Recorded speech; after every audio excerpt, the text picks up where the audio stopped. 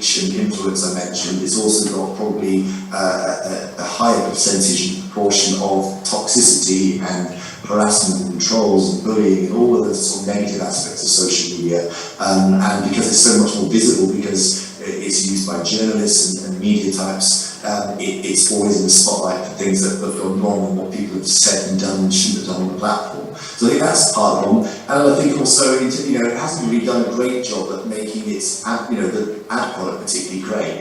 Comparatively to TikTok and many of the other platforms, and TikTok's not a good comparison actually, because their platform's not really that developed, but certainly from Meta and many of the others, the targeted advertising platform, which they derive 93% of their income from, is pretty woeful, really. And as a brand, as an advertiser, not only have you got a limited ad targeting tool, you've also got to put your brand amongst all of the toxicity that's on the platform, and with a limited set of creative tools to do it. And for creators, the abilities to make money from that platform compared to the others is equally limited. So you start adding all of those bits and pieces up, and you think, as the average person who's look at the platforms, you think, yeah, Twitter doesn't sound like a good bet. It doesn't really do a lot for me. It's got a lot of down points. It hasn't got any upside kind of points. I don't think it'll ever be a billion user platform. Can Elon Musk turn it around? I suspect he'll do something dramatic that will have some impact that will be all equally dramatic. Whether he can convert it into a billion person active users and maintain, make it financially viable, I think it will be his biggest challenge yet. I think it would be harder for him to do that than it would be to put a rocket in space and take us to Mars and solve the world's climate problems. He'll realise that soon enough. If he hasn't done already, it's going to be a rude awakening for him. It's so interesting that the one social media platform that isn't visually driven, it doesn't have a lot of pictures in it, is the most toxic one. So that was an interesting perspective. But yeah, thank you for your answer. It was great. No problem. All right, great. Thank you, Matt, so much for speaking with us today. It was a pleasure, and we got amazing insights. And we're now ending the talk, so thank you for your time today. Maybe next time. Excuse me? Maybe next time I can come in person. I'll be there. That would be amazing.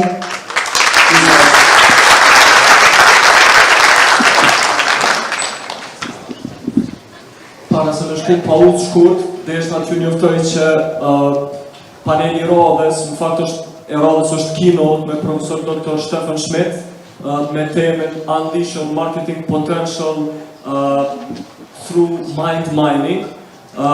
Profesorin fjalë e ka ndërlidh neuroscience bashkë me marketingun edhe ka një prezantim jashtëzakonisht interesant me ndomen e 50 minuta. Pas asoj vazhdojna me panelin e fundit Social Media as a Growth Accelerator bashkë me Kristian Kabash edhe Denis Ju. Faleminderit.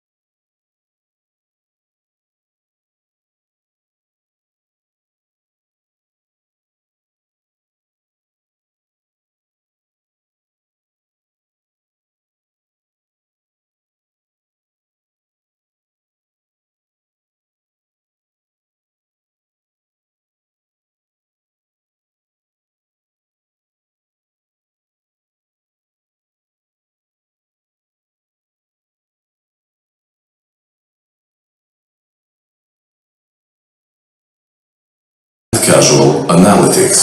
Tani kemi një keynote speech me temën Unleashing the Marketing Potential with Augmented Mind Mining, të cilën do ta mbajë Dr. Stefan Schmidt, drejtori për Marketing Science dhe Casual Analytics.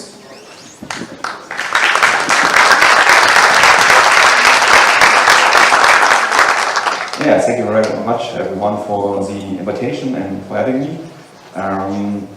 My name is Stefan Schmidt. I'm from the Link Institute. Link Institute is the largest research agency in Switzerland.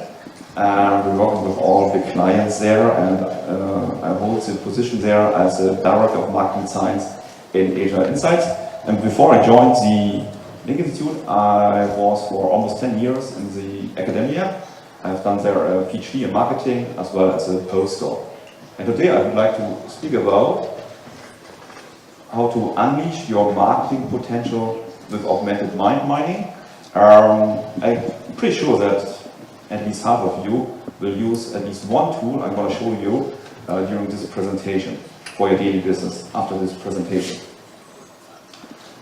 But before I'm going to restart, let's have a short travel back to 2016.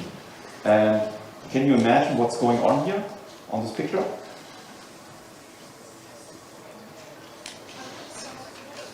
So 2016, so 6 years ago.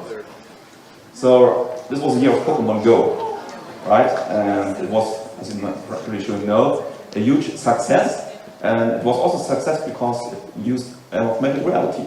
People could go through the streets and discover a completely new world. Let's skip to the present days. Not only the military uses advanced AR solutions to provide something like situational awareness, but also Amazon, Google, and Co. The augmented reality space on Thursday, the tech giant rolled out a new tool that lets shoppers try on shoes from home. Marley, what's up? Fittingly, Adrian, this feature is called Virtual Try-On for Shoes, joining makeup, eyewear, and t-shirts as things you can try virtually on the Amazon app. The goal of this latest offering? To help you put your best foot forward. Shoe shopping just got a whole lot easier, whether you're in the comfort of your own home or on the go. Once you've picked out a shoe in the Amazon app, just tap the virtual try-on button and put your phone's camera at your feet. I was waiting for that a while because I'm not the one who shops clothes online, but with this kind of tool, I'm pretty sure it will be the first time within the next couple of months that I'm gonna shop some Adidas shoes via Amazon. As I figured out one of my favorite apps, I realized also my favorite apps are using augmented reality to discover a new world. Like this app, it's called Radarbox, and with the Radarbox app, I can spot airplanes in the sky. Another great app for me is it's an app for Tala. It's a dog. From time to time, I take care about her, and she's now 11 months old, and she's quite wild, and there's a lot of energy. And sometimes she disappeared somewhere in the forest, and I don't know where she is. But this app helps me to discover her in the forest. So another great app of augmented reality, where I can have increase my own situational awareness. The term augmented itself is not new. The first paper I found about that is 1962 by D.C. Engelbert, and he said it's about to improve the intellectual effectiveness of the individual human being, just to enhance his own creativity and intelligence at the end. And the father of modern marketing is Philip Kotler, also speaks now about augmented marketing. In his new book, Marketing 5.0, in chapter 11. So, but the question is, do we need, from a marketing perspective, augmented marketing? Well, let's first take a close look at what's the definition of marketing. It's a short one. Marketing is a mindset that means to lead a company from the market to the market. That means at the end we have something like a customer orientation, or the new word would be customer centricity, but the old wording was customer orientation. And so at the end we try to think and feel in the mind and heart of our clients, of our customers. It's a pretty tough challenge because most of the thinking and feeling happens unconsciously. and at the same time we try to appeal to the mind and heart of the consumer. To do so, we need systematic information and action management architecture, so information and concept tools, as well as action concepts and action tools, but all have a high uncertainty. So we never know, do we really have the right information, what people are thinking and feeling, what do they need, and do we have the right concepts to appeal to them, to attract them. And maybe you are aware about the numbers, how much or how many products fail in the market. There are rumors that it's 80%, some say 90%. Most of the time, this quite a numbers came from consulting agencies. If you look into the data, and the real data, empirical data, you see a number of something between 35 and 45. And for me, it's a quite high number because most of the time, a lot of marketing research has been done. And has been done, and products are failing. Like the latest Coca-Cola case. Coca-Cola released an energy drink in 2020 because the market director said it was developed by listening to people who told us they wanted energy drink that tastes more like Coca-Cola than a traditional energy drink. That's a problem. They told that. Told means it's an explicit way. Yeah, and now last year in 2021, they removed it at least from the North American market. And the problem here is, Gerald Saltman, a marketing professor from the Harvard University, summed it up in his book, How Customers Think, quite nicely. Believe it or not, the reasons for nearly every one of these failures boil down to a common, deceptively simple truth. Too many marketeers don't understand how their own and the mind of their customers interact.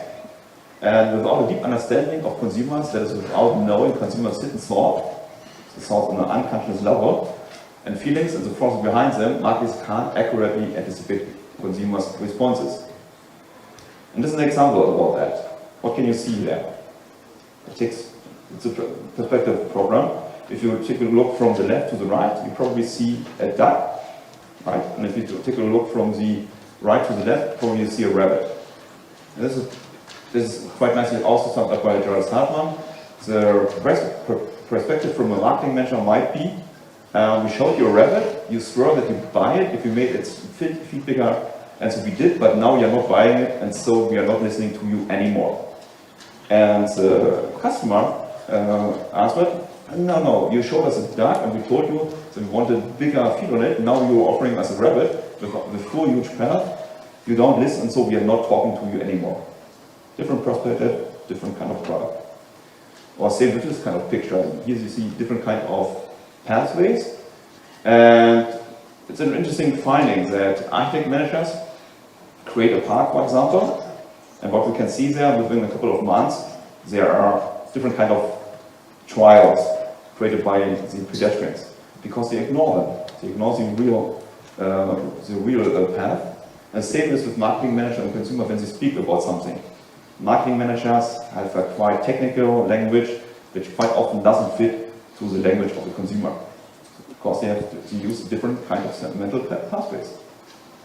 And this is summed up quite nicely in the book How Brands Grow, Part 1 and Part 2 by Byron Sharp and Jenny Romanuk. I'm pretty sure a lot of you guys know about this book. And I would in particular emphasize what they are going to say about advertising, so communication. That means at the end to get noticed by the clients, to create an emotional or affective response, to activate or to trigger relevant association, and on top to refresh and build memory structures. And what happens quite often, people only try to persuade something, a client or a customer. They don't try to activate the relevant association. That's why communication quite often fails. When I want to check communication, let's say I'm going to analyze 10 campaigns. Out of those 10 campaigns, maybe 1, maximum 2 are really working.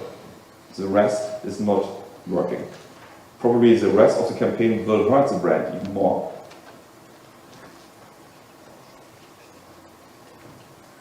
So, and Jenny Romanuk and Byron Sharp, they are talking about mental availability.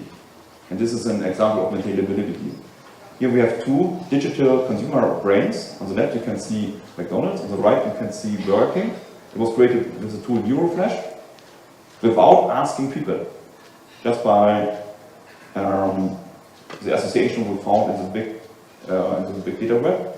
I'm going to show you in a second about that more. And here you can see the difference between McDonald's and Burger King, where McDonald's is more successful because we can see here on top, when it comes to the feelings, more associations which are related to this kind of area.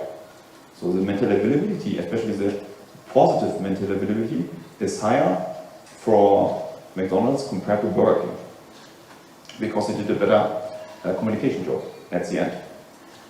So what might be a good triad of impactful communication, marketing communication? It's not NFT, but it's SFT. So things must be seen when you communicate. People need to think about that on an unconscious level most of the time, and they must feel about that also on an unconscious level, SFT. And when we take a close look at the emerging methods in marketing, in the marketing industry, you can see here on the one side the big data analytics, and on top, on the right side, the applied neuroscience, which are emerging topics. And this is because there's some kind of hope and also hype about that to improve the decision making. What is the hope and hype? First of all, to objectify the marketing processes, the decision, so to remove the gut feeling. Right. Second of all, to save money, of course. That means to optimize the budget as well as the return on investment. Then, especially with regard to the neuroscience topic, it's about to reveal the real customer preference.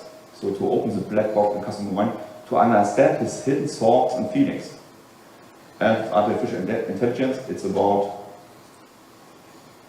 to uncover the hidden patterns. That means to identify some causality in the data. So this is a transition from Customer Insights 1.0 to 5.0. 1.0 is a classical research. This exists in stages, since you can write and read. So most of the studies we are still running in the world are classical research 1.0 studies. Since 2005, we're going to talk about neuro research. It was the first time, more or less, when we are able to use methods like reaction time measurement or EEG, advanced eye tracking to realize what really people think and feel on an unconscious level. Then it came up with Insights 3.0, this was so-called structural iteration modeling research. Here we have been capable to analyze huge systems. Not only have one input and one output, or a couple of inputs and outputs, but also a system of inputs and outputs at the same time. This was enhanced by Insights 2.0 with causal AI and automated research, and now we are in the stage of 2020, Insights 5.0. We are going to talk about augmented and chatbot research. And this is quite cool to have it, because when we compare the experimental power, we can explain with Insights 4.0 and 5.0 up to 3 times more than compared to the classical research. Classical research is still, or has a lot of uncertainty in the data. That's why so many products fail, and services and brands, right? With Insights 4.0 and 5.0, we still have uncertainty. We will never remove it completely. The world is way too complex, but we can limit it. So when we are going to talk about that, we combine neuroscience and artificial intelligence, and we create something like augmented mind mining. This helps us to consult our customer and clients to improve the effectiveness of marketing communication, their brand positioning, etc., you name it, over the whole marketing process. So from diagnosis to, for example, to gain deeper insights about the association people hold in the memory about a brand or a product, to fit or to define, for example, the right brand strategy, over therapy to maximize the effectiveness of any kind of brand communication that fits to the brand strategy. then surveillance to review the effectiveness over a specific time, like an automated web tracking, for example, and on top, inspiration, to rely on AI-driven recommendation. That can be a slogan, that can be a social media post, just created by the AI. And now we have two levels of how to gain data. The first level is still, we're going to ask people. And either we're using explicit methods, or we're going to use implicit methods. Most of the time we are focusing on the visual performance, see, as well as then on the mental performance, think and feel. But now we're capable also to run that kind of analyze, so the visual performance and the mental performance, not by asking people, just by general insights based on deep learning. And that is, and we call it then predictive attention and predictive semantic. What is predictive attention? Well, first of all, we have to remember, it is first attention, and then first attention, and then attention. And if customers don't see something like a checkout button or the brand, the whole marketing activity is lost. Nothing will happen in people's mind. How are we going to train this kind of predictive attention? So there's a database. We are going to use the predict tool from the company Neurons. It's a Danish company. They have a huge eye-tracking database with more than 12,000 participants, high-quality eye-tracking data. This is the input for the machine learning. And the current machine learning, or the current model, is one of many, more than 30 models, which have been run from a couple of weeks to months. And the final model is now capable to predict the attention in comparison to a real eye tracking with an accuracy about 90 to 95%. You have to remember, if you compare to real eye tracking systems, also the accuracy between both systems is only 90 to 95. So there's a high accuracy in the prediction. And here's a question for you guys. What is the predictive attention? So what is analyzed by the AI? And what is the real eye tracking? Who says the top is real eye tracking? Hands up. Everybody's so shy. So I'm gonna solve it for you. So top is real eye tracking, and bottom is the predictive attention analysis. When you compare the hotspots, you see almost no difference. Yes. An example, we can analyze any kind of marketing stimuli, so static elements, like here's I took a picture at Zurich, and here's this station. It's an out-of-home print for the chocolate brand Lindt, as well as dynamic marketing stimuli like TV commercial, or I choose this case here because I'm a big Top Gun fan, and teaser for the next movie. Is it running? Here we go. 3, 2, 1. And remember, without asking any kind of participants, subjects. It's all What do we have here? Here I thought we were special. To give you a number, a picture takes up to 30 seconds, 45 seconds to analyze a video of a length of 1 minute, 10 minutes, maybe 15 minutes, depends on the server capacity. Another example, here we analyze the Pantene campaign, and we figured out that ad number 3 works best because it has the, I'm going to show you here, the lowest number of cognitive demand. It's a really good indicator for us to define what is a good campaign motif or what is a bad campaign motif. Because when the cognitive demand increases, there's a lot of information to process. And most of the time we don't have the time to process many kind of information. The average contact with a campaign motif depends a little bit of the context, but something between 1 second up to 2.5 seconds. In each day we have up to 10,000 contacts like that. For that reason we are really focusing on the cognitive demand to decrease it. Another example from Neurons, here they analyze the effectiveness of brand ads on different social media channels, Facebook, Pinterest, and Twitter. and they point out that Facebook and Twitter wins in terms of they get the most ad attention. Why is that? Let's take a look at the heat map.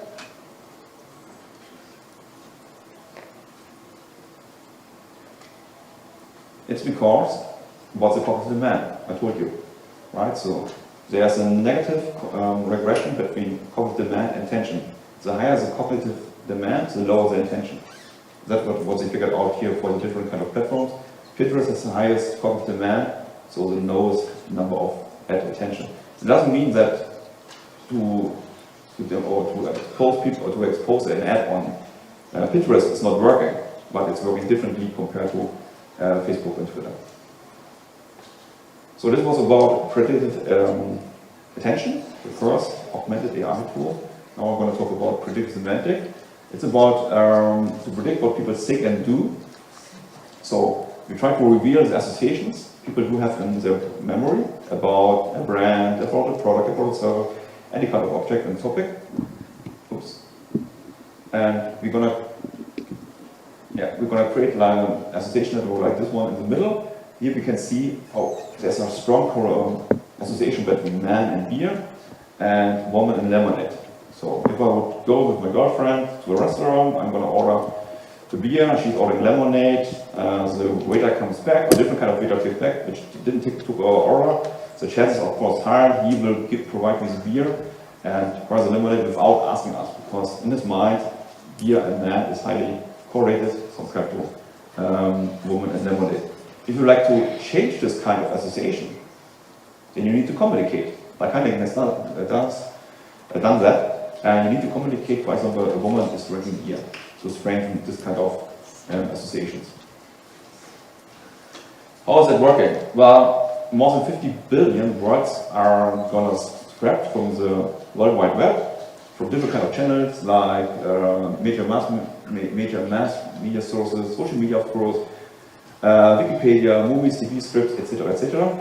And this is combined with consumer surveys. Currently that's more than 60,000 participants, where we put into some specific emotions to better understand what kind of association is that. So first thing is the association, what customer thinks, billions of words from the internet.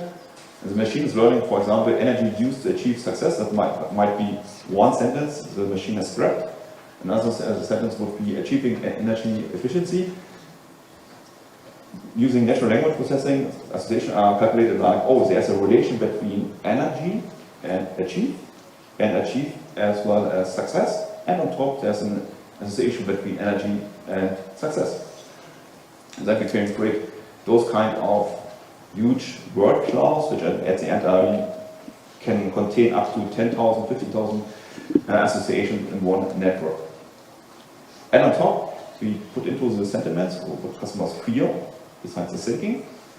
As said, we run an online service for that. It's not every time we run that. Most of the time we run it once for a big study, and then we have the estimation about that, what people give us an emotional response to a specific wording. When we know the wording, for example, they talk in a negative way about, let's say, a product like, or let's say a positive way about something like a bicycle. Everything else which is related to bicycle has a high chance also to be positive correlated, and that's what the AI is predicting in this kind of association network. Same story with containers as a use case. We checked out the headline text. So like strong is unbreakable, container strong is taking the heat, beautiful all summer long, and the last one at number 4, strong is going to any length. We put this headline text into the AI machine. It's NeuroFlash in this case, but neurons can predict. We defined, you can see it on the right side there, association frames. That have been the target communication points, like it should communicate something like aesthetic cosmetics, or silky shampoo and professional beauty. That have been these 3 target frames for optimal brand positioning. And we can see here that ad number 3 has the best association activation. It's quite happy, it has a quite happy connotation, and on top, in particular, it activates silky shampoo in a high way, especially compared to ad number 2. Ad number 2 at the end has a problem, it's not really positive. because the word heat has some problems in terms of a negative connotation. Another use case, optimizing LinkedIn and Twitter posts. This is from Euroflash and its client T-System, international from Germany. On the right, on the left, you can see the before post, and it was slightly adapted with Euroflash, just checking out which words have a positive connotation, which words are easy to understand. And for example, from the first sentence here was on the left is facing digital challenge with confidence. And Euroflash really has recognized that to use the digital transformation to your advantage. Similar content, more or less, but written in a different way. And the success was the I predicted a 30% higher impact on emotions and on association of this after post. And at the end, it reached an 86-point plus engagement and 84-point plus for clicks and a 40% plus in reach. And this is a common finding when we're gonna optimize content like that. It's not it was not a random thing. We found it in most cases that the optimized text really triggers better the thinking and feeling of people, so they are reacting in a more positive way to such a post. Okay, now a live thing. This is John's Olive, a startup from Germany, but it's a company which has an origin in Greece, and they sell this kind of olive oil. It's a startup now existing since 3.5 years, and it's run by Evie, her sister and her mother. Evie is a friend of mine, and they have one problem: they have not enough resources to create content the whole time. Content in terms of text and pictures. We run a study to understand what people generally think about olive oil. So what are the real associations? And use this information to create them based on this augmented mining approach, something like a slow as well as pictures. And here we go with a video, and the question is, the Top Gun challenge for me, have I been capable to do that within 5 minutes? It's not like the last Top Gun movie where Tom Cruise was able to fly in 2 minutes 30, but 5 minutes I think is still quick. And let's start the afterburner for that. So this is the website. Top bottom left you can see the time. And this is the website. And we are looking for new text like slogan. This is the Instagram account of her. So in the very first moment we jump to the Euroflash app and we check out what are the specific associations people do have in mind when they think about olive oil. Right? For me, it's like the Google for marketeers. So here I can realize what are the associations with some topics like olive oil or anything else. I'm specifically focusing on adjective types. And this is a list, a short list. It goes up to 1,000 associations. You can see a flower graph. We put this information into a survey. We run the survey. And with this kind of tool here, the max analysis, we can identify the optimized combination of association. In this case, it's authentic, high, refresh, and regional. This should be communicated.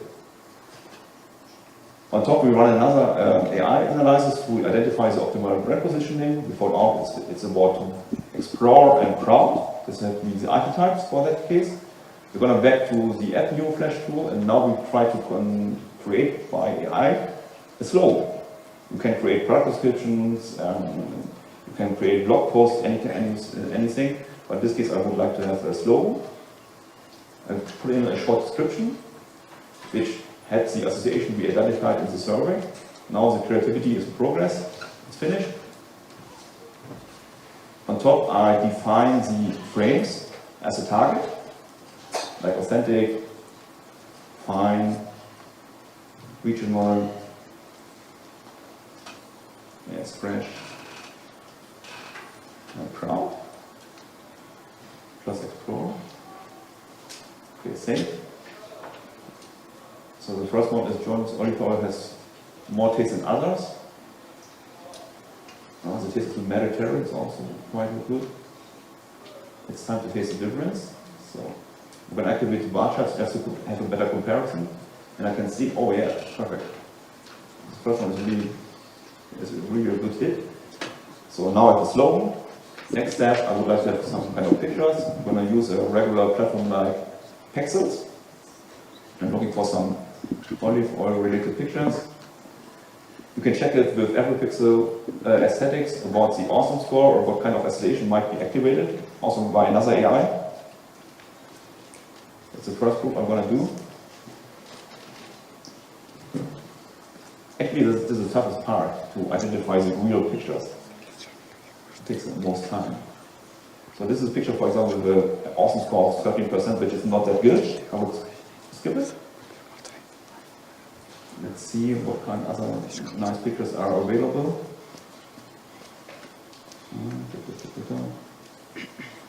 This one, maybe. Let's check this one. 49 is good. And activate something like healthy eating, that's good. This one looks good as well. Yeah, oh, great, awesome score, perfect. So, now we have the pictures. And let's jump to the last augmented tool, to the predict. Unlock. I'm going to check this as well. Okay, 2.3 now, not this one. So let's go to the predict tool. Predict tool is the predictive attention. I'm going to check if when people got in contact with this kind of image, is the cognitive demand low as well as the clarity high. So I'm going to upload that, add it to the queue. Now 4 minutes are gone. So the analyze is running. As said, pictures about 15 to 30 seconds. Video, of course, a little bit longer.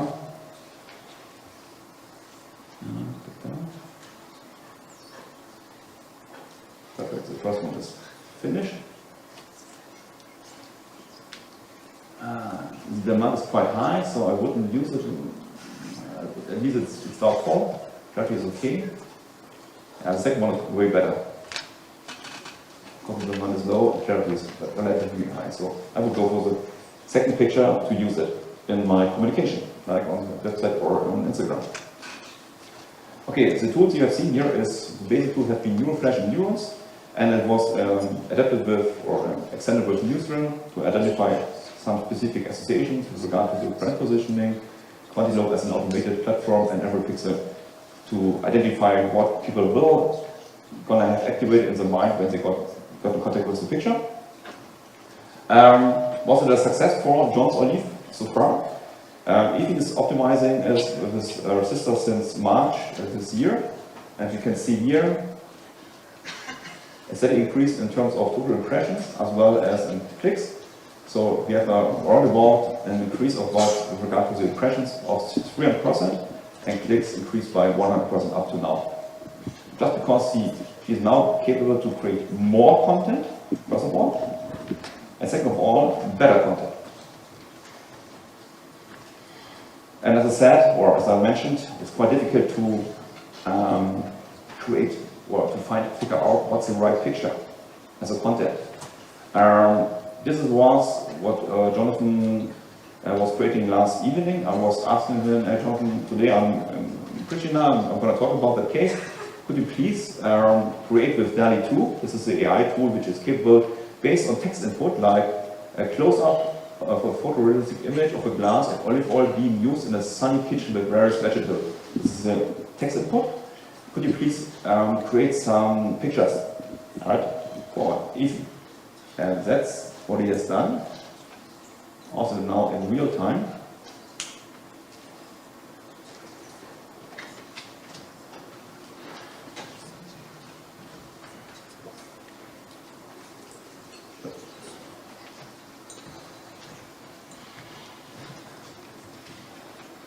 Here we go. And you will never find this kind of picture in the internet because it's newly created by the AI. For me, it's still fascinating. I'm working with that since 8 weeks now, or playing around with that. Every time I got this kind of content back from the AI, it's really precious to me. And the next step will be videos. Okay, maybe 3 takeaways. Is it only AI or only human? But it's still a combination of both, right? So as a human, we are still in the position to define, for example, the brand strategy. But the AI is going to help us to find the right, for example, mental health base. That's pretty cool for us. What about facts or causality? I mean, when we have a huge network of association, it's still about to figure out the right relevant association. So it's about causality, or facts. And is AI marketing, it's a revolution or a threat? From my perspective, it's an evolution, but a threat for those in marketing which are not using AI. And now I think it's a good starting point because we have the opportunity to use a lot of AI solutions. I showed you a couple of them for the daily business. So, and what's the future of marketing budget? It will go from 5 weeks, that's the average time people spend for a study, go down to 5 days, that's the time I more or less spend with my clients, down to 5 hours. I think that will be happening in latest 2 years, that we only need 5 hours to run a complete study, most of it without asking people. In this case, please apply this Customer Insight 5.0 approach of augmented mind mining to accelerate your own business or at supersonic speed. And in this case, thank you very much for your attention and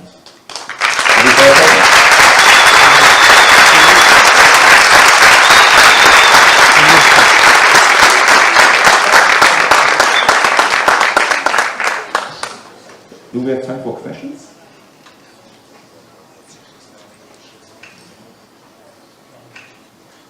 Is there any question? Yes, please.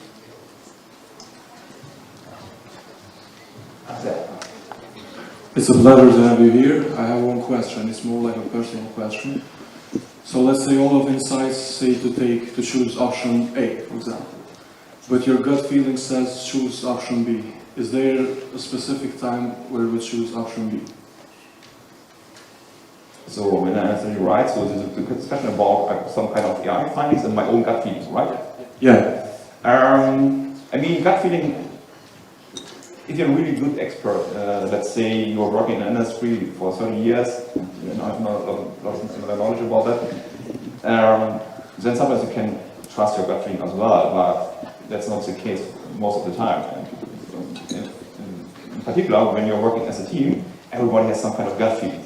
What I realized, especially when I'm working with this kind of tools, that there is no discussion anymore. We present the insights. Sometimes it's quite internal, political, critical insights. Like end of last year, we needed to define a specific color for a brand, and the yellow color was completely out of order for the board. But we demonstrated that the yellow color would fit perfectly to the new product they would like to launch, as well as to the brand. And when we showed them the network, then we could convince them to go to the yellow product line compared to the others. So gut feeling is good in a specific way when you're an expert, when you're all, but most of the time you are not, and you are not with kind of knowledge. And so I would go really, because I'm also fascinated about the results when it comes to an impact, I really trust those kind of results. So I see a client of us, Credit Suisse, they launched 2 years ago a new banking app, and we applied this kind of approach, and it has been the most successful digital banking app in Switzerland in 2021, with a great internal customer growth, high satisfaction, etc., etc. So the numbers tell me that I'm gonna more and more trust this kind of approach because it provides success on a high average level. Because gut feeling might be successful in 1 in 5 cases. Okay, and gut feeling was quite well, working well. But in this case, you are in 4 or 5 cases you are quite successful with that kind of approach. Any more questions? We are out of time, so thank you so much.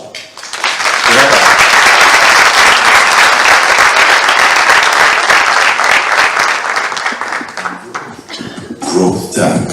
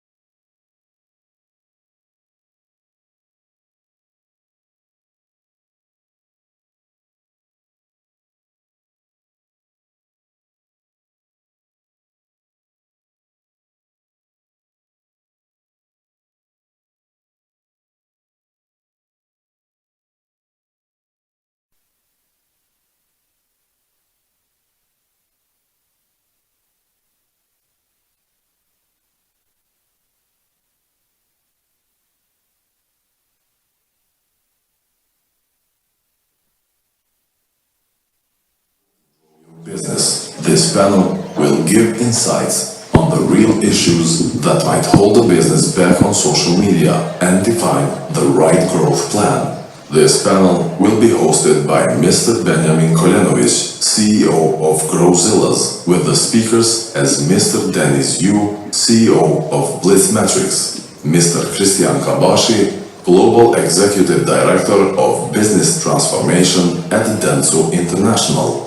Paneli I fundit është Social Media as a Growth Accelerator. Ky panel do të fokusohet në mënyrën se si ta bëjmë një strategji të social media dhe të krijojmë content në mënyrë të rritjes së biznesit. Ky panel do të na japë një uri mbi çështjet që mund të pengojnë një biznes në social media dhe të përcaktojë planin e duhur të rritjes. Ky panel do të moderohet nga zotri Benjamin Kolenovic, drejtor ekzekutiv në Growzillas, me panelistët si zotri Denis Yu, drejtor ekzekutiv I Blitzmetrics, zotri Christian Kabashi, drejtor ekzekutiv global për transformim të biznesit në Dentsu International. Good evening, everybody. It's my great pleasure to host such two amazing people and minds. We have here on my right, I have Denis Yu. Denis Yu is one of the most famous social media consultants of the United States. In his previous experience, he has worked with some amazing brands such Nike, Red Bull. He has worked also with Golden State Warriors.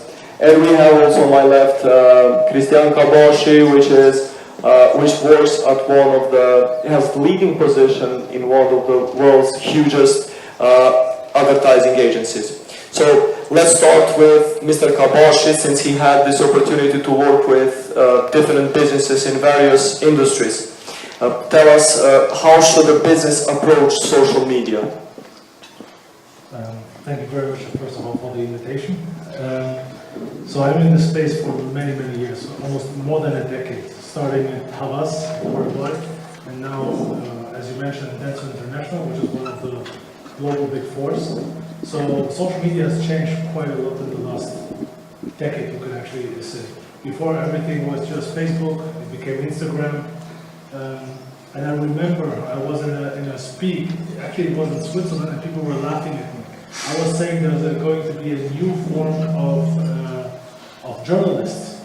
And back then, I'm not sure if most of you still know, but there were bloggers. And I said those bloggers are going to become the new journalists. Those bloggers basically became the influencers. And those influencers basically became the new advertising. And so social media is always like connected very much with influencers. But I think this term has been bastarded in the last couple of years.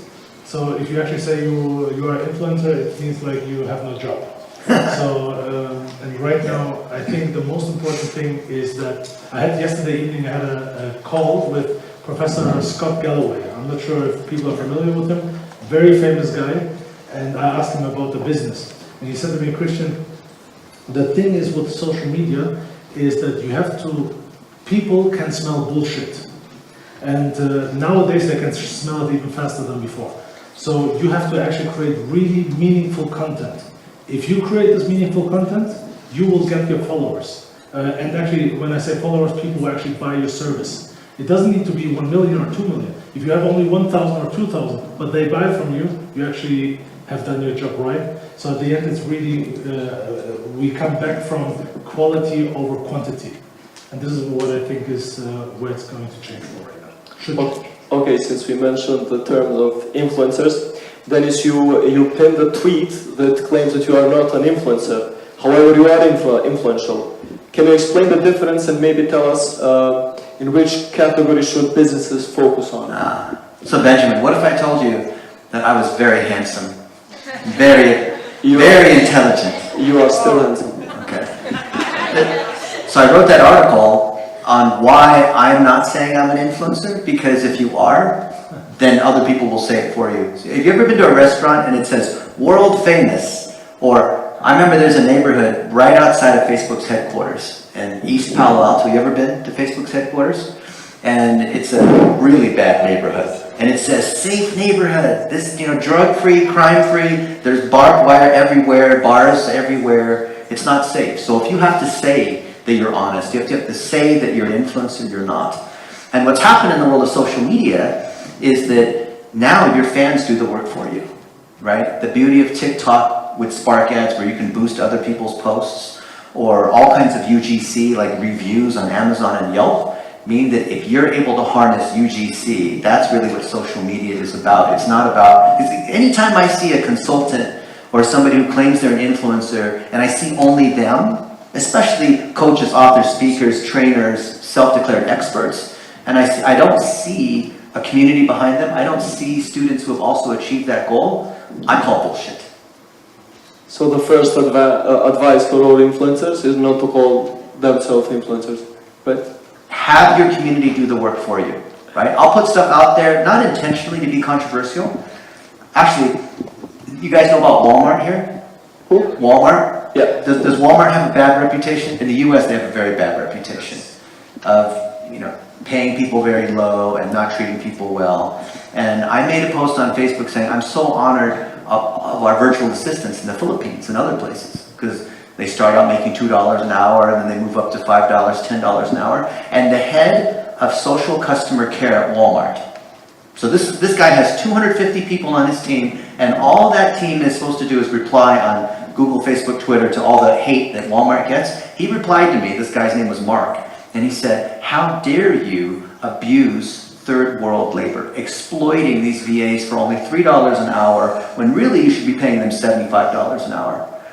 And so it goes back to this, are you an influencer? I didn't need to say anything, because hundreds of other people in the industry, the top people that hire virtual assistants, John Jonas, who's the founder of OnlineJobs.ph, Chris Ducker, a bunch of, like dozens of people on our team, all replied saying, no, you're an idiot, no, Dennis is right, you know, I love the job, we're being treated really well, how dare you? A week later, this guy at Walmart got fired for what he did, because of that particular Facebook post. And I didn't have to defend myself, because my community did it for me. That's interesting. Really interesting. Okay, let's go back to social media as a tool for growth with Chris. Chris, how important is social media for businesses that sell in store? Well, nowadays, you know, we are now this woke culture, so it can either make or break you. So social media, so first of all, what is social media? Okay, we talked about this term 1,000 times. What is social media? Social media is something that is around the social networks most of the time. So currently we have LinkedIn, we have Instagram, we have Twitter, and we're going to have a bunch of other, like Snapchat and TikTok. So TikTok is now really something that is just recently started. But we have others that are much, much older. The big problem for businesses is they want to be everywhere. Once you are everywhere, you are nowhere. So it is very, very important to understand where do you actually play. So if you are a B2B business, where does it make sense to be? Well, it depends. Most of the time I would say LinkedIn. But maybe sometimes you have a product that is very uncool and you need to make it cool, or you need to create trust. So you can go, for example, to Instagram. It is ultra important to use social media. Why? Because you can make your own product more human-like. And this is something that, you know, like, I give you an example. All of you, you know, like, for example, when you have a perfume at home, you see an advertising. Does anybody smell it from the TV? No one smells it. But still, what you see in advertising is an emotion that is being created. Through that emotion, you feel connected, and through this connection, you actually want to buy it. So this is why I say the easiest way to create this emotion and to create an action with your customers is actually through social media. But you can, most of the people, they just create some stupid content and they think, why is it not working? If you create it, you have to put some thought process behind it, and then it can create value. And also you can track it, and you have to track it. Most of the ones they just create, they don't track, and then they also think why it's not working. But social media, if done right, can have an enormous potential for upselling and growing your business. Okay. Dennis, you wrote a best-selling book, The Definitive Guide to TikTok Advertising. a lot of companies are still skeptical about the effect that TikTok has, the community on TikTok. They think that only younger people use TikTok. Can you explain us what are some, also I want to mention that we are very limited in using TikTok in Kosovo, since TikTok advertising platform in us is not available for us. Can you explain us what are some of the benefits they get from advertising on the TikTok ads platform? So when TikTok ads do come to Kosovo, there's two key things I want you guys to know. One is that lead ads are absolutely fantastic. So if you run lead ads on Facebook, your cost per lead on TikTok will maybe be a third. What about the quality of those leads? The quality is just as good, if not better in some way, because it's the same algorithm that optimizes to that conversion, right? So any kind of network that does objective-based bidding, where you say, I want conversions less than this amount, like Google and Facebook, TikTok uses the exact same logic. Second thing, and the key difference is, like I was saying before, you can boost other people's posts.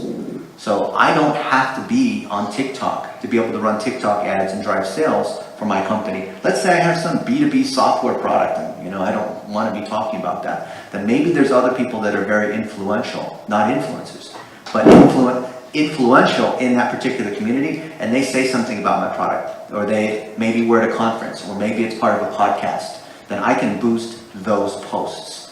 So ultimately, TikTok is not about singing and dancing, which is what it is initially when it first started. But it's about sharing expertise that actually convinces people to want to convinces them of your authority, of your trust, of your product's quality. So probably the easiest thing to do is take your very best tweets and just speak them as direct to camera. Or if you don't want to be on TikTok, have other team members, or have customers, or have employees be able to do that. And that gets around the whole, I don't want to be on TikTok because I'm not singing and dancing, I'm not some young girl who's beautiful and this kind of thing. We say that TikTok in 2022 is like Facebook in 2007. All the same things were being said. And I talked to the TikTok team. They actually hired us. That book, that's the #1 bestseller on Amazon, they paid me money to write that book. Really? Yeah. The parent company's ByteDance. So we had lots of phone calls with people from the AOR, the main ad agency in New York, and then in China. So we had all these phone calls at weird hours of the time to accommodate the time zones. But TikTok is taking advantage. I'm probably going to get in trouble if this is being broadcast anywhere else. Just don't say anything. But TikTok is intent, and they can claim that then it doesn't work for TikTok. But even Mark Zuckerberg is saying in his latest. TikTok is intentionally going after Facebook's misfortune. Yeah. The trouble that's the political trouble. That's why TikTok hired us, because they said, Dennis is well known for Facebook ads. Why don't we get all these people to move over into TikTok ads? Because of, our ads are getting disapproved and we're not getting support, and the cost of Facebook ads is way more expensive, iOS 14, all these different changes. What about attribution modeling and tracking? Since TikTok, as I have read, mainly uses third party for tracking and attribution. Yeah.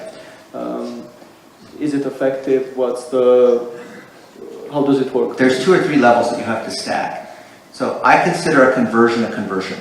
So however you're tracking a conversion, through the CRM, through the point of sale, through word of mouth, through someone filling a form, through a phone call, whatever that is you should be doing that event tracking, and I believe it should be tied through your Google Tag Manager.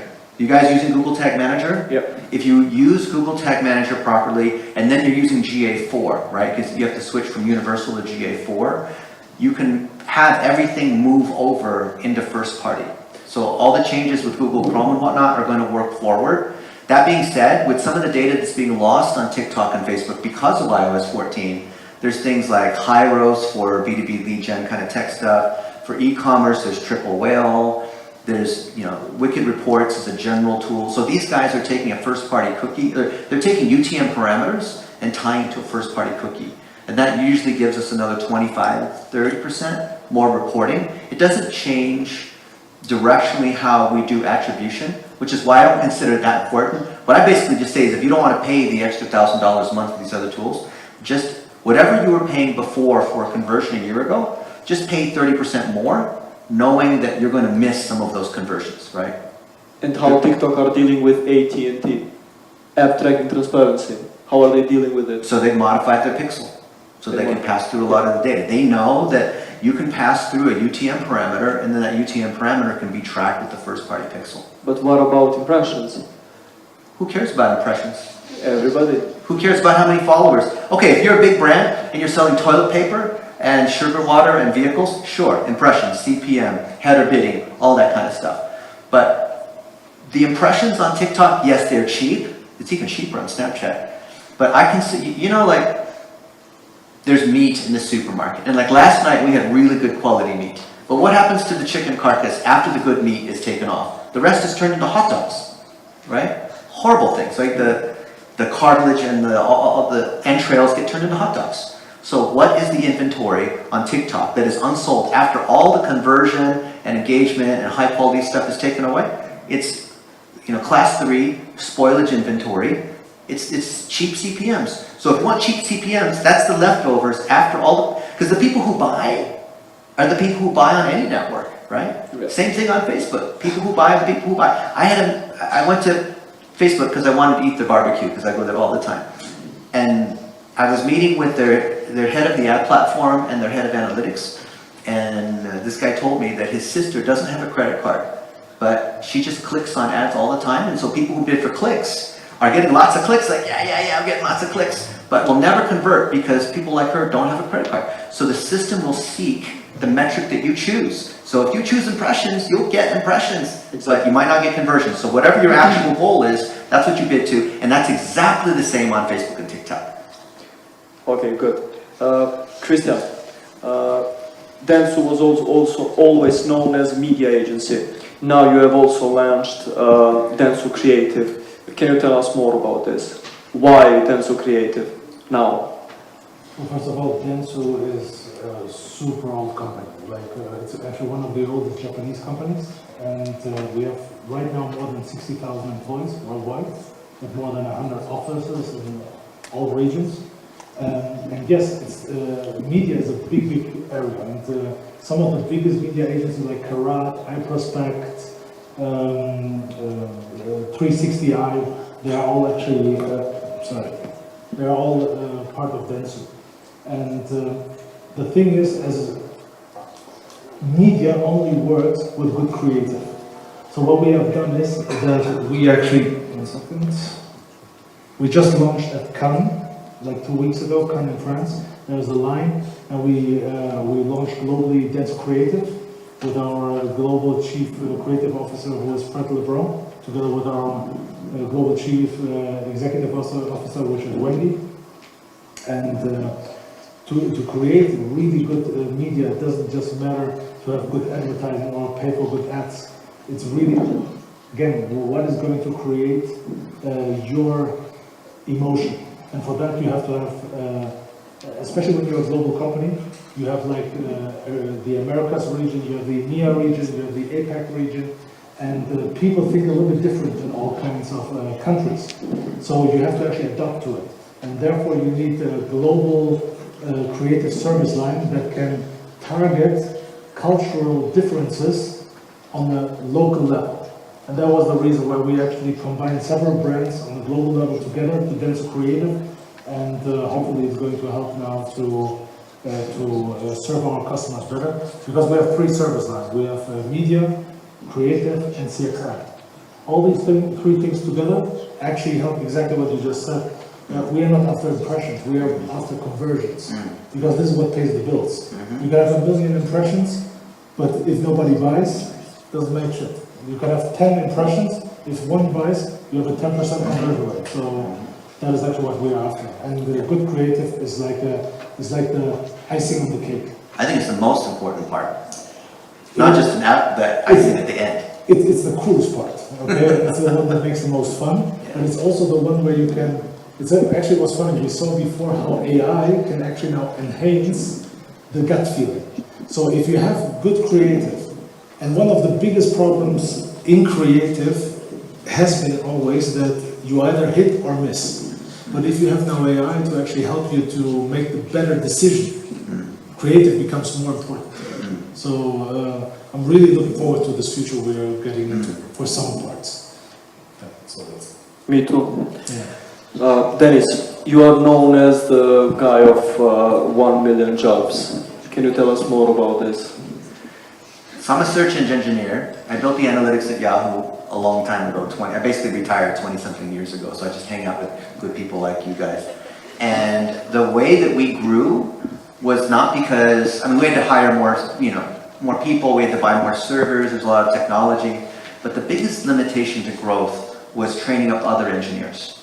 So I found accidentally that I needed to train up other people, so I hired kids out of Stanford and out of Berkeley and other places and trained them how to process raw server logs, which is a very ugly kind of thing, or write SQL, or build ad servers, or be able to run creatives at scale, because we built our own ad serving system that Google then copied and we sued them and made a few $1 billion off of. But it's true, look it up. The day Google IPO'd, I think we made $7 billion because we had this, Google's IP on how, Google's ad model, like PPC, they stole from us. Did you know that?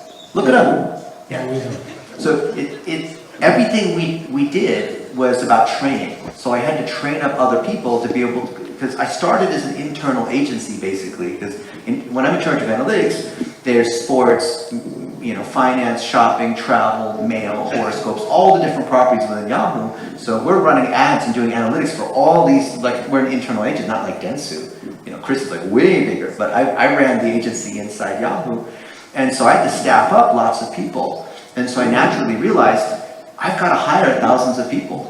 Because then, do you ever have because we're digital or whatever, all our friends want our help, right? Because they just think like somehow we're going to help them run an ad campaign. So I've hired tons of people. I've spoken at colleges.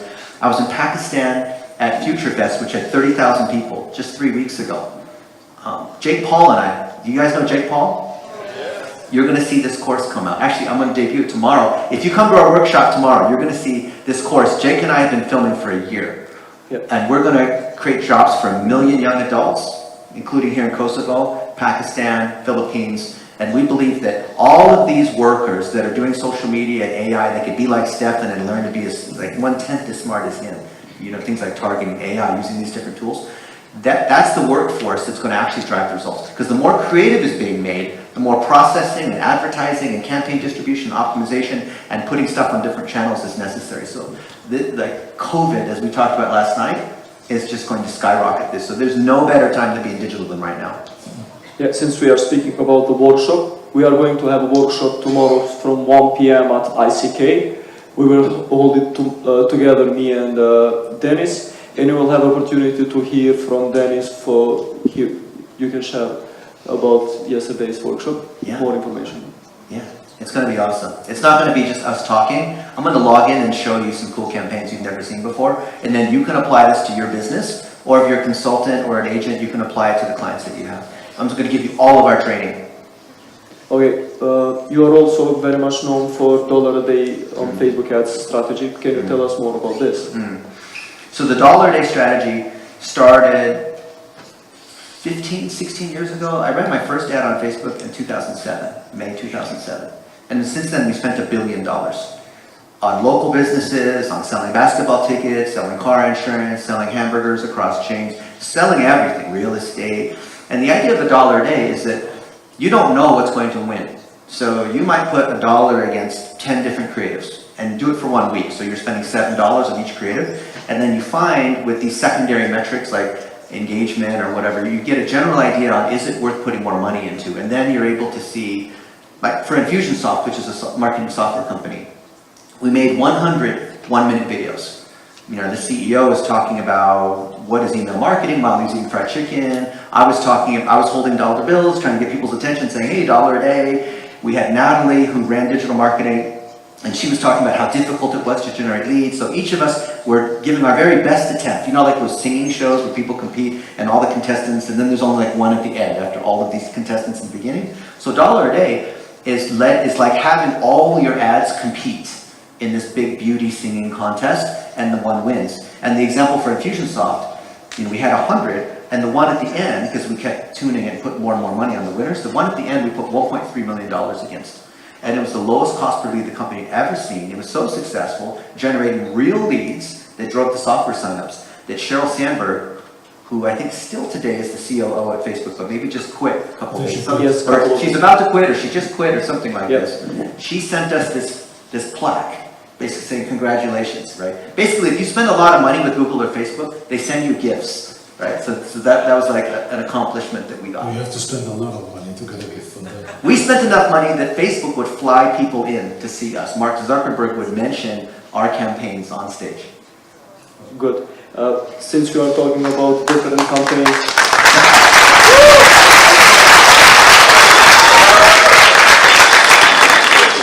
since we are talking about different campaigns that we have already run, we've heard a lot about campaign budget optimization, or CBO. Tell us when is CBO is the most useful, is it useful at all, and when we don't need it. People are still asking this question about CBO and ABO for the last 3 years. I cannot believe people are still asking. But it is a common one. So you guys know campaign budget optimization takes the budget from the different ad sets and just adds it up into one and allows it to redistribute. The reason Facebook did that was because advertisers are so bad at setting budgets that Facebook's saying, you know what, let me just go ahead and allocate to whatever's driving the best cost per lead, cost per conversion, whatever it is. Just in the same way that this detailed expansion, you know, now like on Facebook you have detailed targeting is going away, so you have to run it on broad, right? So this is a way of letting the algorithm do the work, because most of the time, people that run ads, they don't know the proper budget, they don't know the proper target, they like over-target, or they only use small retargeting audiences like 7-day, like very specific page level retargeting, or very specific email retargeting, that it constrains the algorithm from finding people that actually would be able to buy. So in 99% of cases, CBO will win. If you really know what you're doing, you can do ABO, but at that point, you might as well just set unlimited budgets at the ad set level, because you've already set a cost cap for some kind of manual bid saying, I want as many conversions as I can get at $50. If that's the case, set it at unlimited. Why would you ever put a cap to begin with? So in that case, ABO is effectively CBO, because like we do the same thing with Google. If something's working well and we're saying, you know, conversion optimized at $50, I set an unlimited budget.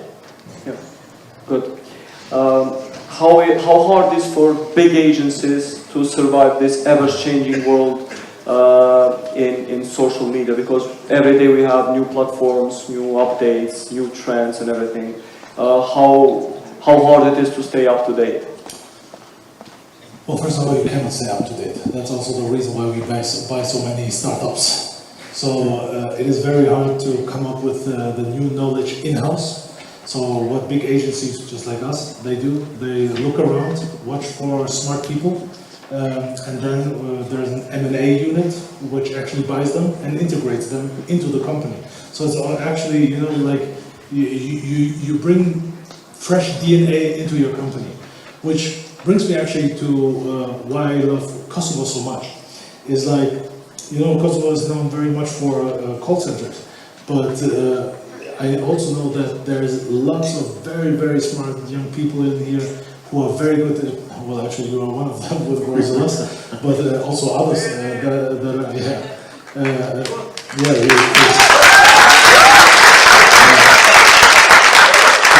there's a huge opportunity for you guys who are sitting here in the audience and you listen to lots of the speeches that were given here. The big ones, we cannot, the only reason why we can actually do what we do is because we have the manpower and we have the money.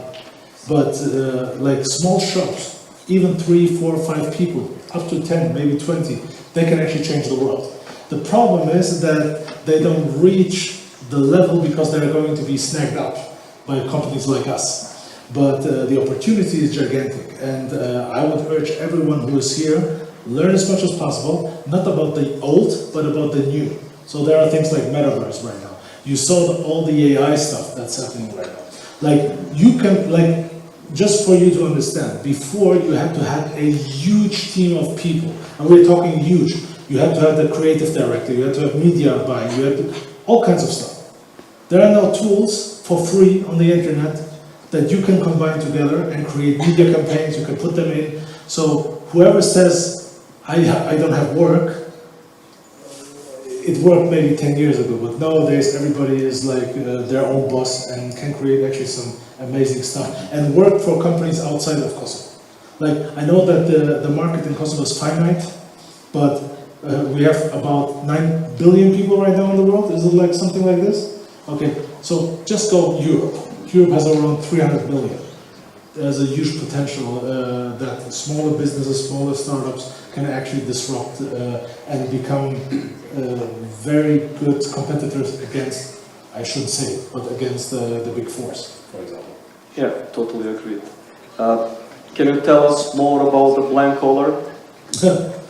Yeah, the blank, it's funny that you mentioned it. So the blank collar is something that, funny enough, I invented it 5 years ago. I was invited to Social Media Week in New York at the New York Times. And they asked me, can you tell us something about the future of work? And I was thinking about what can I create? And I tried to figure out an equation, a mathematical equation, how you can explain the process of transformation. And I was thinking about blue-collar worker and then white-collar worker. And I was thinking, what is the next evolution of that? And for me, that's the blank-collar worker. So when you saw today, for example, the guy, Stefan, who was here, and he was showing you the AI stuff, he said, you don't have to be super smart. There were other smart people who created amazing tools which you can leverage and create added value. This is why I say in the blank collar, work is for bots, life is for humans, and that enables the second renaissance. The second renaissance means, like, you know, when you think about Michelangelo or all those kinds, they were not only painters, they were inventors, they were doing all kinds of stuff. But then, basically, through the Industrial Revolution, we became robots. And right now we have to become humans again. So that's what the blank collar is about. Great, very great concept. I've heard about that and I love it. Yeah. Okay, Dennis, you have built an analytics tool for Yahoo search engine. And what's happening now with TikTok, people are starting to use TikTok and other social media platforms as search engines. Can you tell us what you think about this and how would businesses benefit from this behavior? You know, I never thought that social media could ever be a search engine, because for the longest time with Facebook, and this was Alex Schultz, who I think is still the head of growth at Facebook. He and I were eating sushi and we said, do you know what % of Facebook traffic was search? Less than 1%. Because what people would type into the box was navigational. They would type in their friend's name. They wouldn't type in best pizza in Pristina, right? But the funny thing is with TikTok, in the last 10 years, people have confused the search box versus the URL bar. And once inside an app, people don't even know what the difference is. And there's more discovery that occurs through social media. So I think the younger generation has started to merge search and social. That being said, the way you do SEO inside social is you just have to use those keywords, you just have to use those hashtags, you just have to, you know, if you have a local business, tie it in with the GMB, which is now called Google Business Profile, using those same terms, so then you're showing up, not just in TikTok where you're searching on those particular terms, but you're showing up in Google search where you have the different snippets where it's like the video carousel or Twitter or news or other kinds of snippets that are there. So there's a wide range of search results, because search is not just on Google. Search is now embedded inside Maps. It's embedded inside TikTok. It's embedded inside any website, or embedded inside any like TV or news media publishing channel. Search is not a particular, like a place you go. Search is now a function that's basically horizontally integrated across all apps. Yeah. Is there a perfect way to grow businesses on social media? I think the way you do it is you create interesting content that doesn't look like ads, right? So we're trying to do things that are, so what is an ad? An ad is 16:9. An ad is properly lit. An ad is saying, buy my stuff right now or sign up. An ad is clearly a testimonial as opposed to telling a story. So if we do the exact opposite, that ends up being social. Like a podcast meets all that criteria. Speaking on stage, authoring a best-selling book. All of these things carry enough authority that people trust it, so it doesn't look like an ad. And thus advertising I consider now to be social postage. So if I send you a gift, right, because you're going to see a gift, I'm going to ruin it. So my team's going to send you a gift, right, in a few days. And I have to pay, because we have to ship it from the United States. What's that? What are you going to get? You want to know? Yes. Okay, he's going to get a pair of socks with his face on them. and his fiancé, so maybe we'll get there before the wedding, right? And 9 days is wedding. Sounds good. So I'm paying FedEx or UPS postage to deliver that to you. If I make something on YouTube or TikTok or Facebook, I need to pay postage for that to be delivered. But just because I'm paying for it to be delivered doesn't mean the contents of the box has to be an advertisement. It has to be something that's entertaining and educational. Some people call it advertorials, edutainment, or whatever the different words are where it's not advertising, but people actually want to consume it. I had lunch with Mark Zuckerberg one time, and he and I argued. We've argued multiple. He doesn't like me, by the way. And I can tell you later why. But I told him, so one time when we were having lunch, he said, you need to shut down your ad network. So do you guys remember like 2009, there were the ads like, who has a crush on you and what's your IQ, all those spammy sorts of ads inside the apps? Yes. That was my ad server. I was making $85,000 a day spamming Facebook.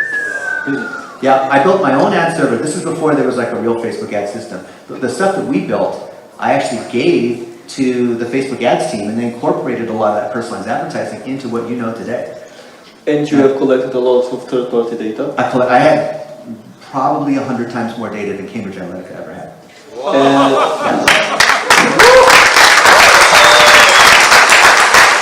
Because Cambridge Analytica only had 30,000 users from one app. I had 200 million. Because anyway, that's a whole other discussion about ad serving. Let me go back to the original question. I wanted to ask you what you did with those data, but I'm not going to ask you. We have questions from... Well, it's don't ask, don't tell. Because Facebook's rule with API v1 for the Graph API was that you were supposed to, the rule was, you're supposed to delete, so if you had an app and you're collecting data because you're doing Farmville or whatever, you were supposed to delete all that data every 24 hours. But there was no way to enforce that rule. There's no way Facebook could know if, Chris deleted the data. He's an app developer. So all of us app developers just held all this data. And I still have it.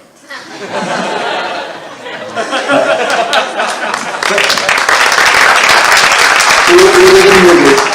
What? We didn't hear this. Now you didn't hear that. It's not usable anyway because now we're in Graph v2 and the only way to use that user level data requires an app signed key.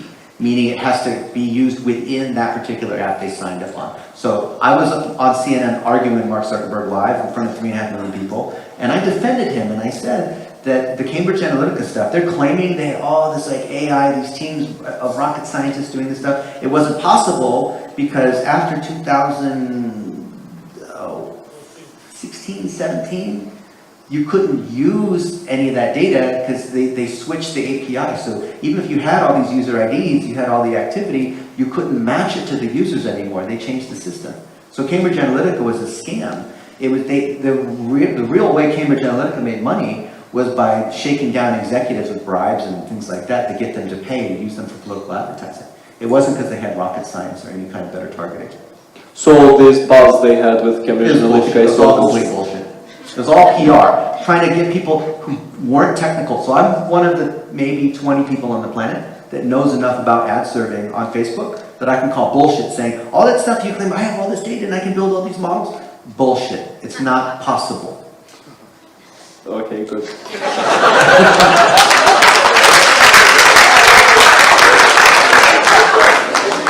Good. Let's keep this. I'm not going to ask more questions. Has anyone any question for Dennis and Christian? I see over there someone. Hi Dennis, welcome to Kosovo. I love Kosovo.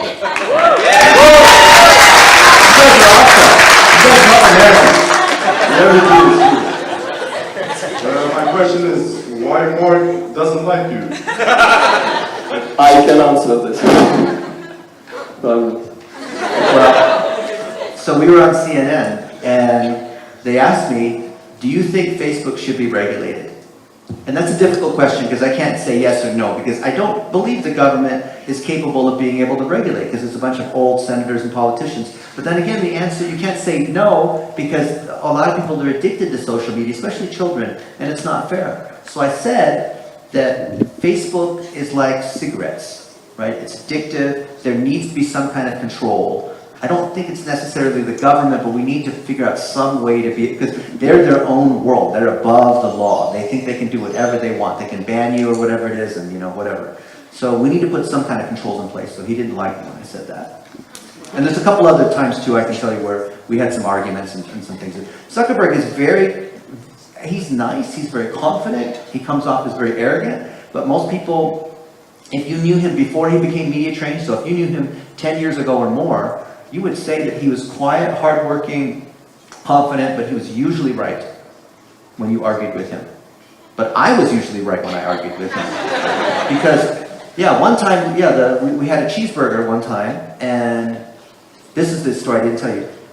And he told me that I needed to shut down my ad network. He said, the amount of money we're spending in our call centers of all these parents and children that are complaining about signing up for the spam apps that you have, where it bills the credit cards, or bills the phone, bills the phone, it's called premium SMS. He said, that's a multiple of your revenues. And I said, excuse me, you don't know how much money we're making off of all of this, and how dare you try to say that? And besides, everything we're doing is within your terms of service. And he said, yes, but there's a higher level of, be above the law, where, there's like fine print and terms of service and disclosures and that kind of stuff. And I said, then you need to change the rules.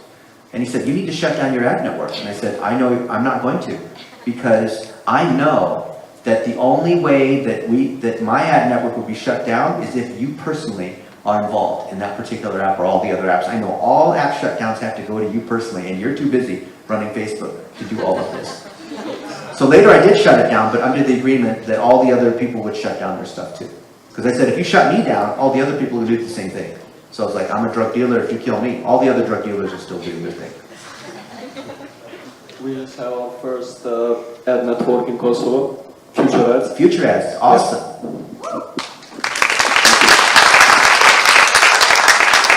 Okay, is there any other question?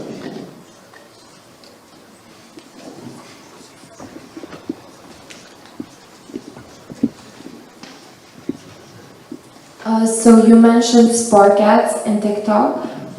What does that mean? Like, somebody else has also to know the logic behind ads as well, if it's going to work, right? It's not enough for you to do a good job enough for them to boost your post. They also have to know how to boost it. Well, a Spark ad is made for two reasons. One is that TikTok is smart enough to know that most businesses are going to suck at creative. They're not going to have a density to be able to fill the whole team. So if you can find a creator or somebody else who can make a post that you like, you can boost that particular post. So it solves the problem of the advertiser having bad creative. And I believe that if you have bad creative, no amount of AI is going to be able to fix that. I like to say at conferences, you can't make chicken salad out of chicken shit talking. So it solves the advertiser problem. And then it also creates money for the creator, because now they can be sponsored. Now there's this whole ecosystem. So TikTok created this creator marketplace, which kind of sucks right now, but they're building. And there's other third-party creator marketplaces. And the creator doesn't have to know about advertising. The creator just needs to go to that particular post, turn on advertising, and grab the code and decide, is it like 7 days or 30 days or however many days, and pass that code to the advertiser. That code they can pass to anybody. Anybody with that code can boost that post. So it's not like Facebook where you have Business Manager and the branded content tool where there's all this access and someone gets access to your Business Manager and your analytics and all that. It's just that one post. So it's beautiful. You know what the funny thing is, that we talk all the time about TikTok, but most forget that it was actually Musical.ly before. That's right. And then it got bought by ByteDance, and it was translated. So it's actually a super young product that we have. So actually for this short amount of time, they did a huge thing. I remember actually I was in Bali, I was on vacation, and I saw it for the first time. I actually still have the video on TikTok. So, and I was looking into it, I can see actually the video where I say, looks good, could be something big. That was like 6 years ago. Yeah. And you see how I would have never believed that it goes this big, never. But the same thing is going to say for Instagram and for the others. Any other question?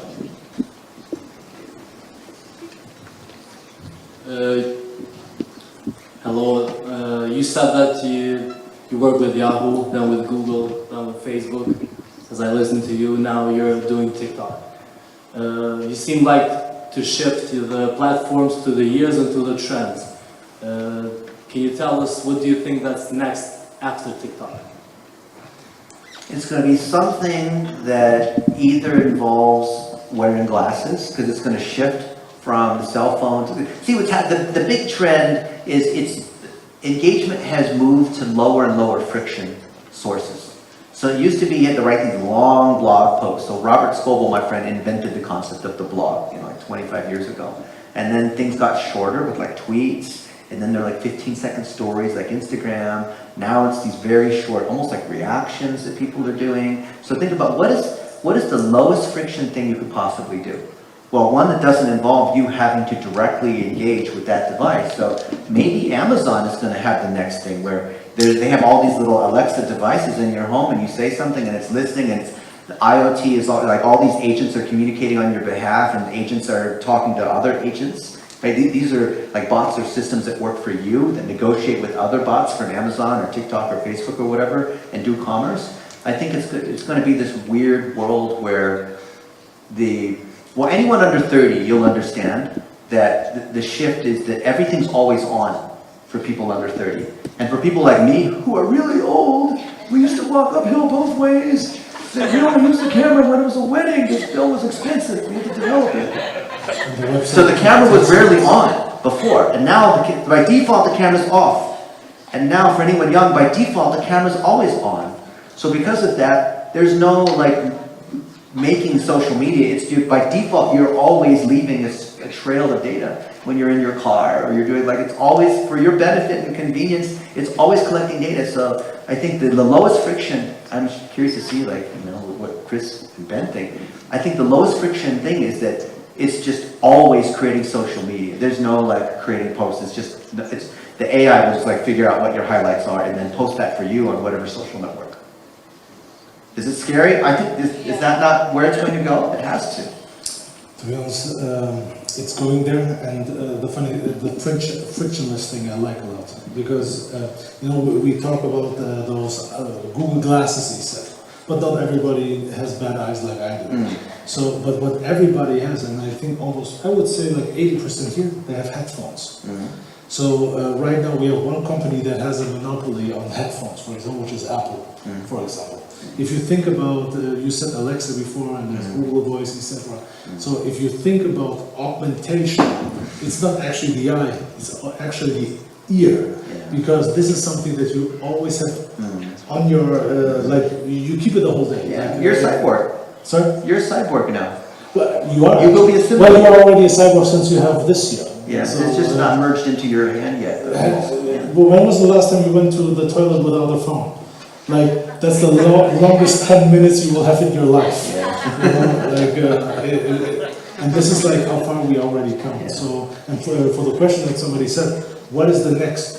The next is, if we look into how Facebook was, and it was long, and now it's getting shorter and shorter and shorter, what does it mean for us? It's actually not something good. It's actually the attention span has been reduced so much that what is the next? What is shorter than 5 seconds? A grunt. We'll create a social network called Grunter. We'll go, Yeah. Yeah, that's true. Or blink. Yeah, blink. That'll be the one. But you see, people, the young adults, they're like, I'm not on Facebook. That's when my parents are. I'm on Instagram or TikTok. Well, you know who owns Instagram, right? But the same things they're saying about Facebook, they're going to say about TikTok in a few years, right? Because now all the parents are starting to get on TikTok, so in 5 years, it's not going to be cool anymore. So there's going to be another social network in 5 years or so that's going to surpass TikTok, right? Just because TikTok won't be able to hold on, just like Microsoft or Google or Facebook, these guys can't hold on because the next generation feels like they have to have their app. Any other question? Okay, here we have one question. So I have a question for Christian, and maybe Dennis can join. So we talked about TikTok ads and the way they're going to boost other content creators, not necessarily things that companies do. And what do you think will happen with big companies like Dentsu or even Godzilla? What's in us for graphic designers? How are we going to be able to generate content as a company to boost to TikTok, if that's the new form of ads?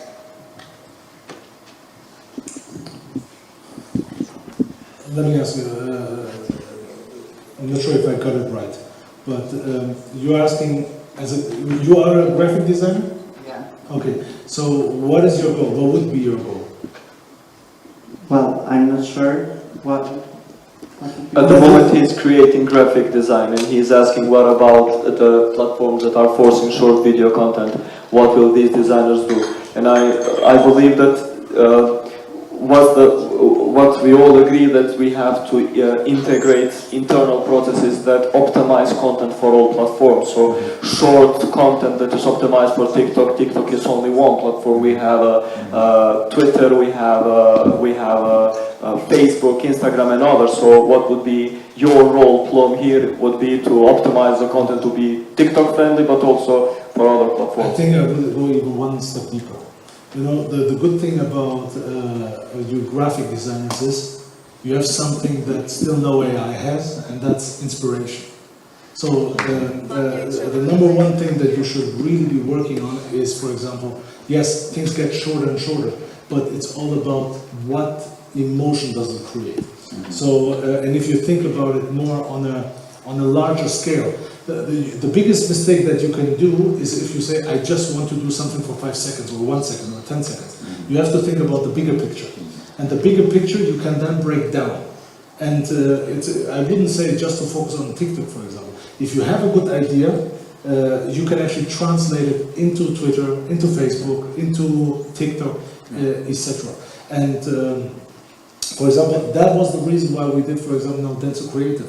We did it because at the end, almost everything you can automate, programmatic advertising, software, etc. What you still cannot automate, and it's going to take quite some time, is the creative part of the business. So this is what I would, if we have here graphic designers, etc., stay where you are. This is actually the best part where you can be in the next 10 to 15 years to actually create value, because all of those fancy things we are talking about, without the human touch, yeah, we're still not completely cyborgs.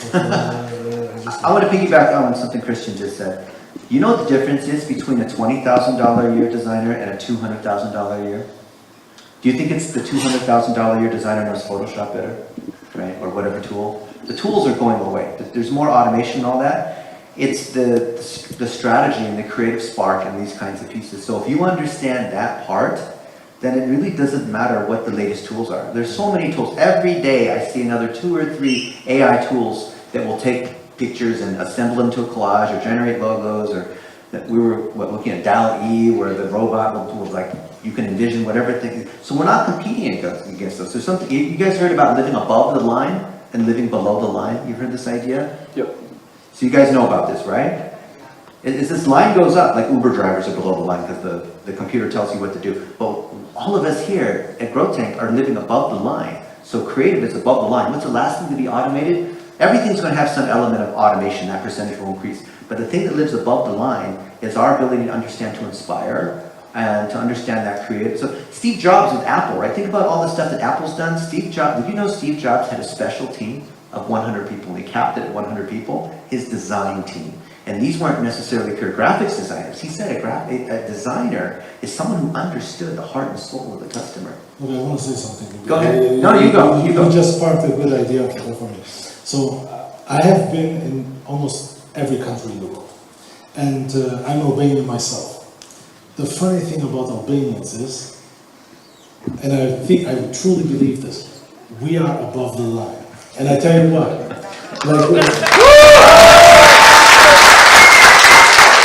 I'm not saying it to get claps. I'm telling you, really to tell you the truth. If there's one thing that we have, it's fantasy. And the fantasy comes because we are pretty lazy. But we have to be pretty lazy to come up with very good ideas. And I think this is something that is very much underutilized, but I know that if we could get the spark in, it's a very young country, it's actually the youngest country in Europe.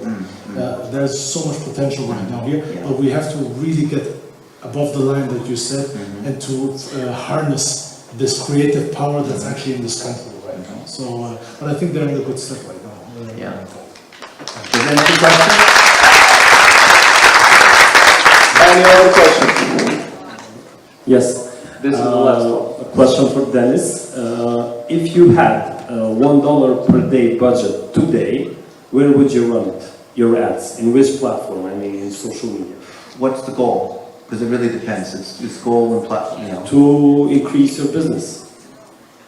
There's so many different kinds of businesses, but in general, if I had only $1, I would go for Twitter. Because Twitter is the only place I can do micro-targeting against users. I would have told you Facebook if you asked me 3 years ago, but they took away all the detail targeting. So I can target all the people who are fans of Ben. I can target all the people who, like any particular user, I can just bombard them. And so the most powerful aspect of $1 a day is when you can target particular individuals. So I had a friend who went to the car dealership, bought the car, but there was a problem. And the general manager promised that he would give my friend this rental car for a week, and the cost of the rental car was $1,000. But then afterwards, he decided the car dealership decided not to honor this thing. And so my friend, who's a poor kid, said, I'm now out $1,000. They promised to reimburse me on this. And I said, don't you worry. Who is it? Oh, it's Earnhardt Chevrolet in Phoenix. Okay, so why don't you write a blog post showing exactly what happened? Give me the screenshot of the text between you and the general manager where he promised that he was going to reimburse you on the rental car. He said, no, it won't work. I talked to him and he said, I don't care if you go to social media. If you think you're going to talk about all this on social media, it doesn't matter, right? And the motto of this car dealership is no bull. So it's got a picture of like a cow. It's like no bull, as in like they don't take bullshit. So we published this article on his blog, which has 0 SEO power. It's just one random WordPress blog. But I put it on Facebook for $1 a day, and I targeted all the employees who work at Earnhardt Chevrolet. And I targeted all the people who work at Chevrolet in Detroit, in General Motors, in senior management. And sure enough, 2 days later, like all these people from the dealership, all the people from management were commenting on that particular thread. The general manager called and said, I don't know what you're doing, but I will reimburse you $1,000, take care of everything. Just stop what you're doing. Because all the other people were complaining. So $1 a day allows you to target. You know how I got on CNN? Because that's tough to get on CNN. I have never once requested to be on media. It's because I took an article I had in the Washington Post and the LA Times where I'm talking about Facebook data privacy and the algorithm and all this kind of stuff. And I targeted people who work at CNN. I targeted people who work at TechCrunch. Not people who watch CNN. The most powerful part of $1 a day is if you have a very finite audience you want to be able to influence. A friend of mine wanted to become a product manager at Yelp. And he applied and couldn't get in. And I said, you're very bright. Why don't you make a 1-minute video talking about what you would do as a product manager at Yelp. Talk about your experience, talk about how you like Yelp. He did that, targeted all the people at Yelp. He's a product manager today at Yelp. I was at a hotel in New York a few weeks ago. I know you guys are in New York a lot. And I use Hotwire because I'm cheap, And they gave me the wrong room. So I said, Hotwire is a scam. Because I supposedly saved 50%, but they messed up my room. So I targeted the executives at Hotwire, got the thing refunded, and then I spoke at a conference next month, and the person on stage next was the head of digital marketing at Hotwire. And I said, you're Hotwire. Have you seen any of my... Yes, I have, and it's called the Dennis Yu problem. Because because then the CMO, because this was the head of digital marketing who understood, like, yeah, I know, you're $1 a day. You're targeting all the people here in our company. But the CMO was saying, what is going on? This guy must be spending millions of dollars because I see this ad everywhere I go. How is he must be spending all this money. And the other people on the team were trying to tell her, no, he's just targeting the people that work at Hotwire. Okay, so the $1 a day, who is it you want to target with a particular message? You will get that message through, you will bombard them. It works very, very well. I've done it for thousands of times the last 15 years. It works very well. It's PR, really.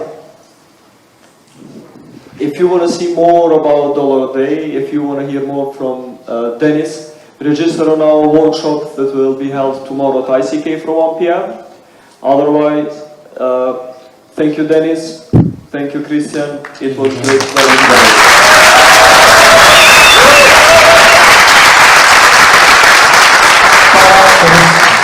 Para të përmbydhje edicionin e sivjetshëm Growth Tank, kisha pas dëshirë me ftu krejt ekipen që ka qenë angazhuar me Growth Tank në skenë.